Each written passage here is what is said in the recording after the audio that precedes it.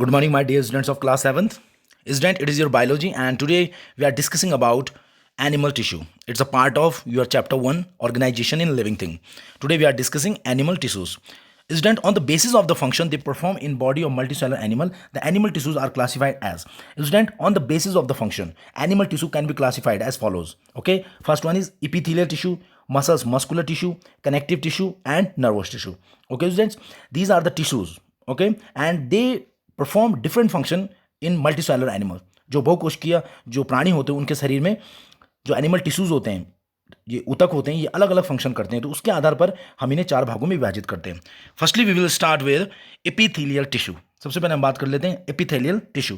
Epithelial tissue is the simplest tissue. ये बहुत ही साधारण सा टिश्यू होता है. It is protective tissue of animal body. ये एनिमल बॉडी की एक प्रोटेक्टिव टिश्यू माना जाता है, रक्षात्मक ऊतक. एज एपिडर्मिस इन प्लांट, जैसे पौधों में एपिडर्मिस होता है. The tissue covers most organs and cavity with in body.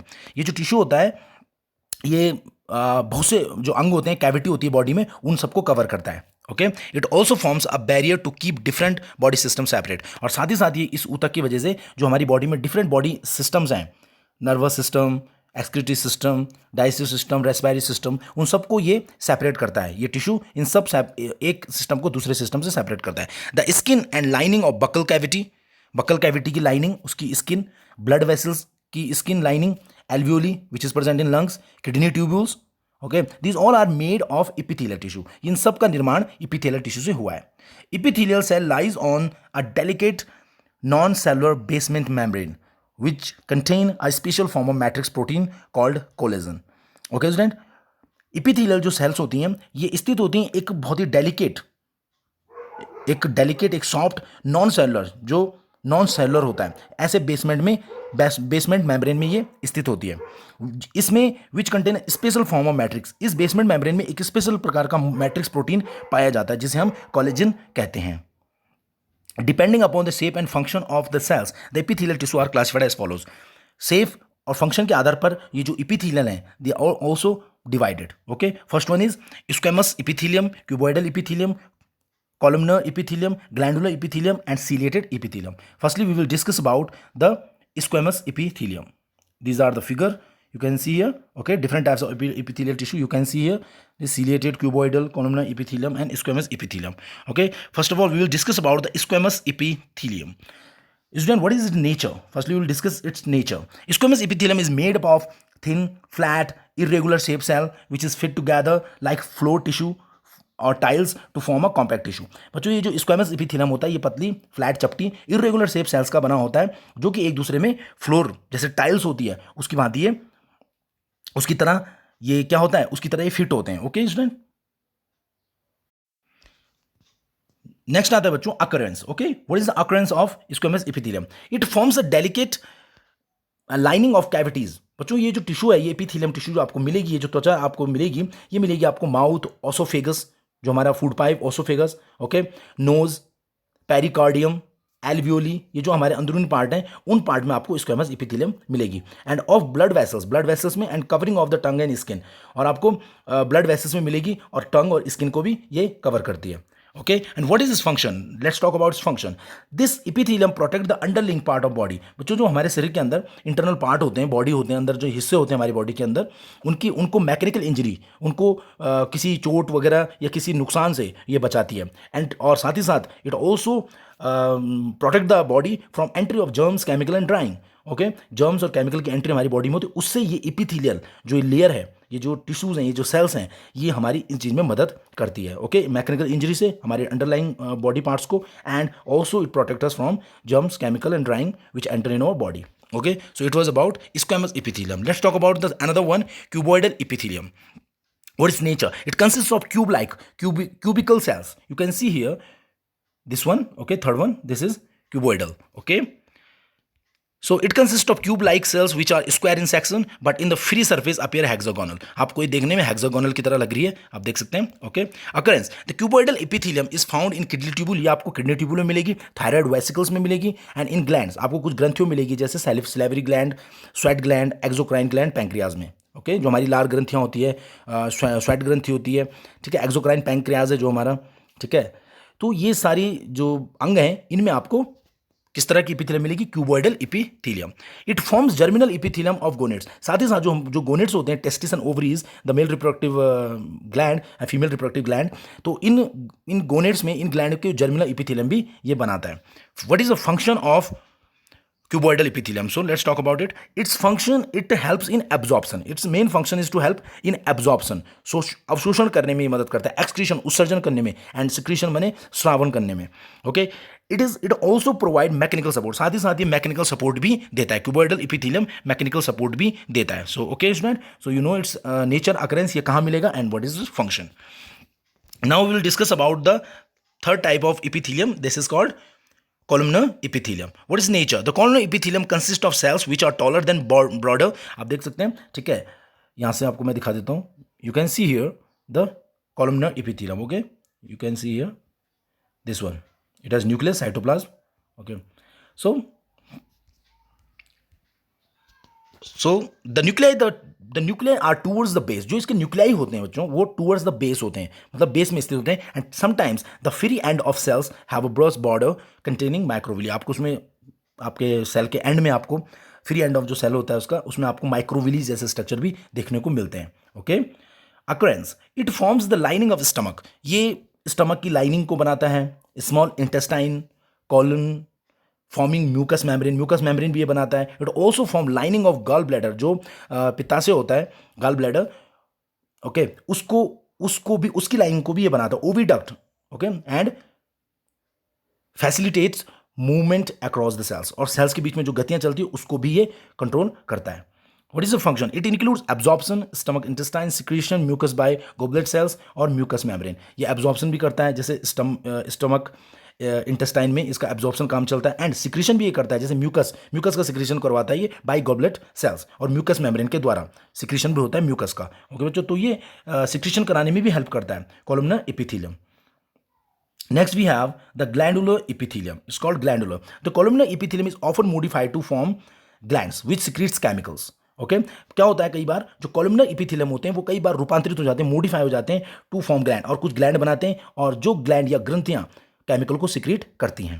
Okay, next ciliated epithelium. Ciliated epithelium, its nature, certain cuboidal और columnar cells have a free border. कुछ cuboidal और columnar cells के जो बॉर्डर्स होते हैं वो फ्री होते हैं, which bear thread like cytoplasm. उसमें आप थ्रेड, धागे जैसी एक साइटोप्लाज्मिक आउटग्रोथ देखेंगे. This is called cilia. Okay, such cells form the ciliated epithelium. इस तरह के सेल को हम सीलेटेड एपिथेलियम कहते हैं. Occurrence, what is position? Ciliated cuboidal epithelium is found in the sperm duct. ये स्पर्म डक्ट में पाया जाता है, मैन स्पर्म डक्ट. ओके, जहां शुक्राणु जो नली होती है वहां आपको मिलेगा. The ciliated columnar epithelium lines the trachea. ये ट्रैकिया की लाइनिंग बनाता है. Windpipe, okay, bronchi which present in lungs, kidney tubes, oviduct, fallopian tubes, यहाँ आपको ये उनकी लाइनिंग को ही बनाता है. Okay, what's the function? The rhythmic and concerted beating of the cilia. Cilia की जो रिदमिक, एक रिदम से जो उसकी मूवमेंट होती है सीलिया की, ये मदद करता है मूव सॉलिड पार्टिकल को मूव करता है. जैसे म्यूकस हो गया, और भी कई सिक्रेशन हमारी बॉडी में होते हैं, उनको ये मूव करता है in one direction through the duct से होते हुए एक दिशा में ये उन्हें मूव करवाता है. तो सीलिया इसमें रिस्पॉन्सिबल है रिदमिक एंड कंसर्टेड बीटिंग. जब इसकी लगातार रिदमिक और इसकी बीटिंग होती रहती है, गति चलती रहती है, तो इसकी वजह से सॉलिड पार्टिकल्स डक्ट से होते हुए एक डायरेक्शन में चले जाते हैं, पहुंच जाते हैं.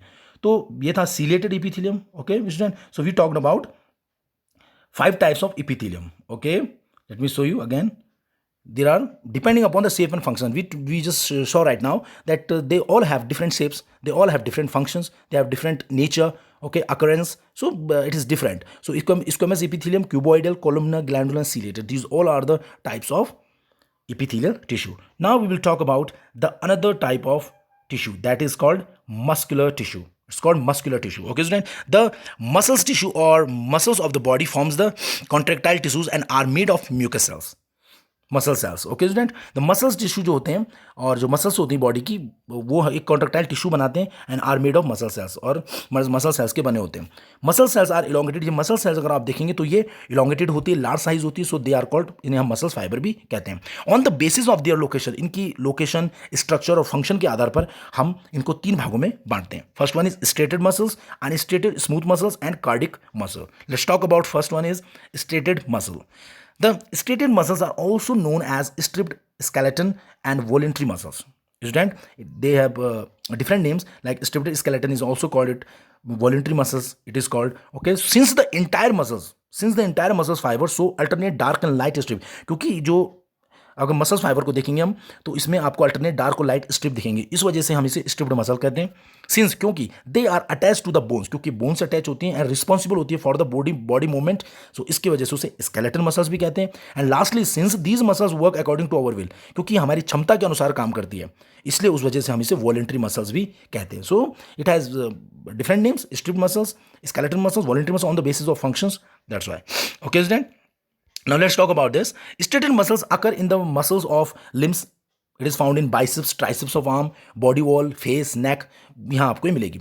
Stated muscles जो होती है, जो stated मांसपेशी होती है, present in tongue, pharynx, diaphragm and upper part of esophagus. जहाँ ये इन हिस्सों में tongue, pharynx, diaphragm, upper part of oesophagus में जहाँ ये स्टेट मसल्स मिलती है, उन्हें हम वहाँ पर विसरल स्टेट मसल्स कहते हैं. Okay, you can see here the type of muscles as you can see here clearly. Okay, this is skeleton muscles, this is cardiac muscles present in heart and smooth muscle. Okay, now you know very well that stated muscles are powerful. ये काफी powerful होती हैं, undergo rapid contraction. These muscles can get tired and may need rest. बच्चों ये जो muscles होती है ये काफी इसमें ये tired भी हो सकती है और इसे आराम की या रेस्ट की जरूरत होती है. They provide the force for locomotion and all other voluntary movement of the body. Body में जितने भी लोकोमोशन या इस तरह से जो वॉलेंट्री मूवमेंट होते हैं उनके लिए ये प्रोवाइड करती है फोर्स. ओके, फोर्स को प्रोवाइड करती है. तो ये था बच्चों striated muscle. Okay, striated muscle it is also called striped muscle, skeleton muscles and voluntary muscles.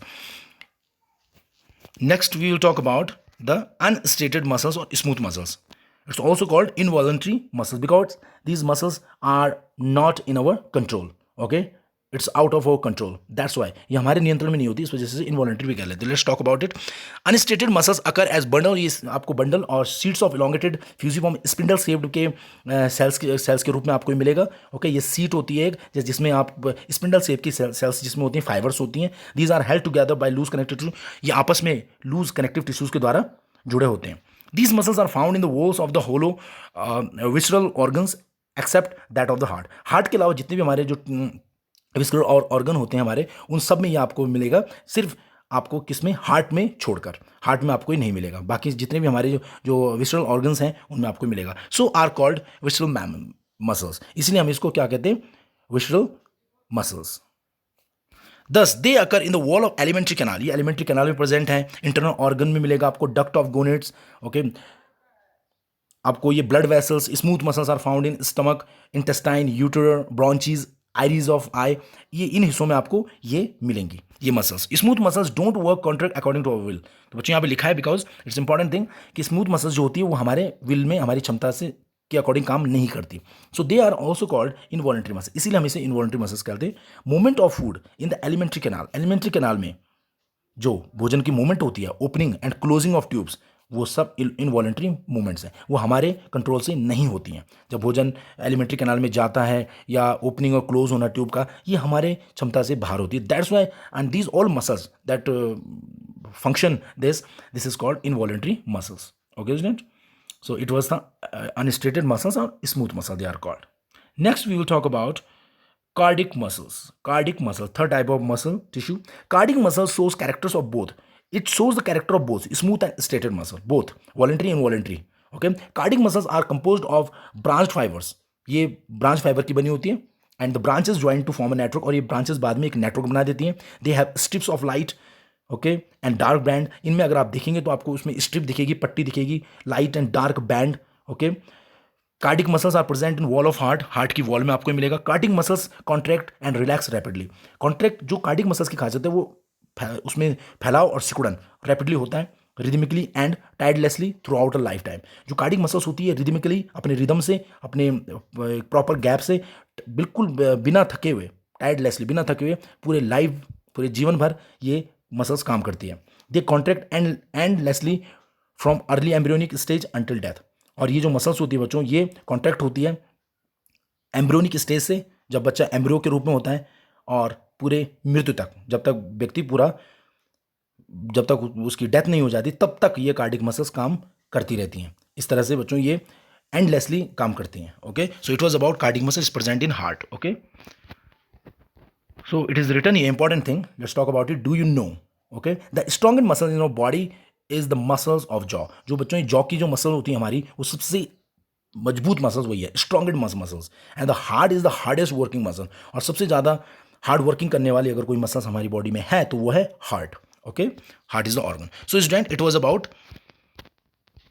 it was about the muscles. Okay, muscles tissue. We talked about three type of muscles: stated, unstated, and cardiac muscles. Okay, student, they are also called with another name. And then before that we discussed about epithelium. Okay, student, I hope you must have understood it. So it's enough for today. Rest of the part of tissues we will discuss in next video. Thank you.